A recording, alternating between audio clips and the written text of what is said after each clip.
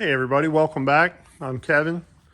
It's kind of a cold day outside today. Thought I'd sit in here by the fire and did a few modifications to my tool cart. And I figured, I've done a lot of modifications to this since I first introduced it. I figured I'd go over all the new stuff I've done, see if you can tell what's different. First thing I did is I added a little shelf on the end to keep a jump box handy with the cart all the time. Of course, I've got the folding shelf.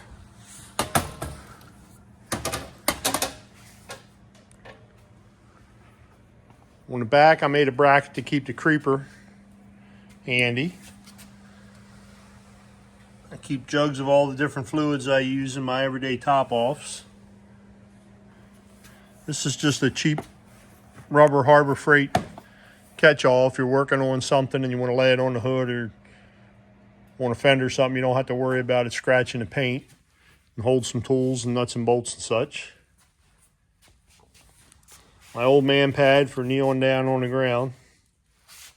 Some aerosol cans. I added this shelf to this end to keep my cordless grease gun handy.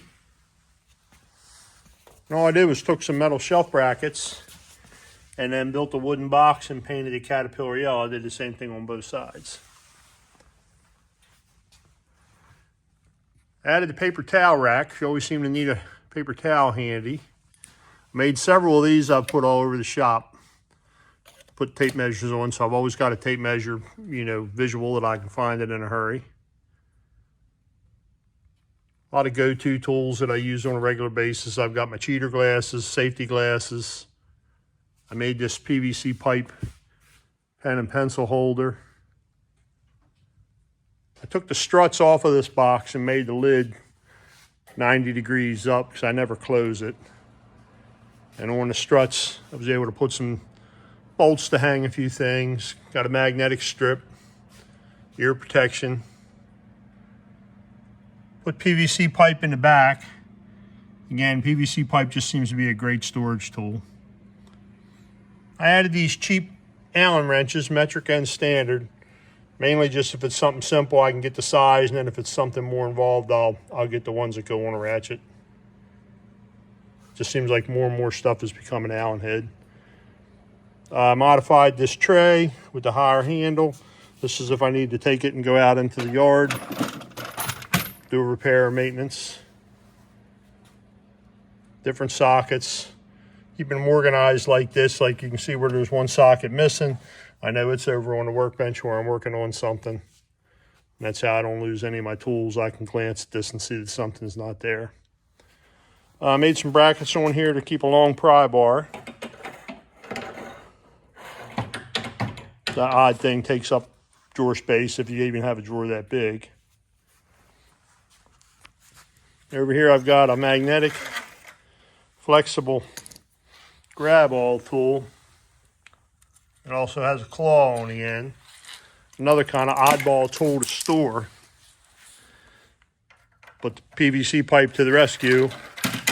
It just seems to be a nice place to store it close by. Keep my map torch in here. Bolted a piece of PVC pipe down for that. A dead blow mallet. I've got a bunch of these. This just seems to be a size that I end up grabbing a lot. More fluids for my everyday top-offs and maintenance. This drawer here, I just keep some fender protectors, some microcloths, and some rags. This one here, I did go to Eastwood and bought some really nice wrench organizers. Reorganized a lot of my wrenches in here.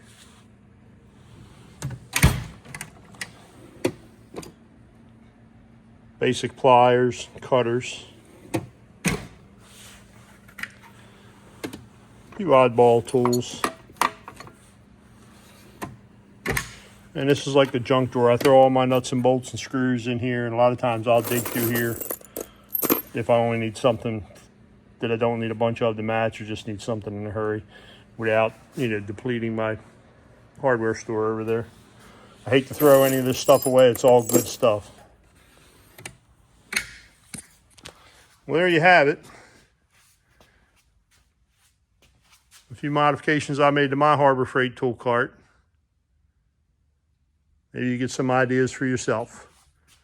Thank you for watching and hope you'll subscribe. Thank you very much.